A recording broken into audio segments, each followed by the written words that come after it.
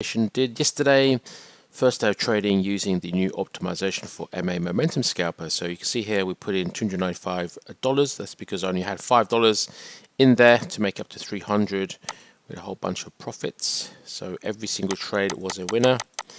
Made $155. I took that out immediately, and then once again we made a whole bunch of trades.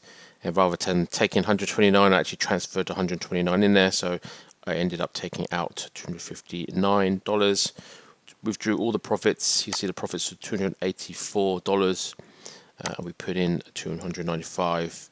So just shy, $10 shy of how much I put in. Made all that money back in one day. And this is using our new optimization for DAX. That's DE40 on Plexi Trade or IC markets.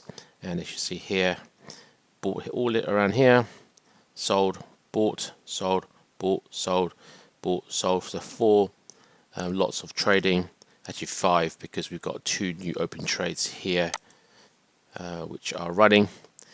What's annoying is it's holding over the weekend, so it's charged me swap fee.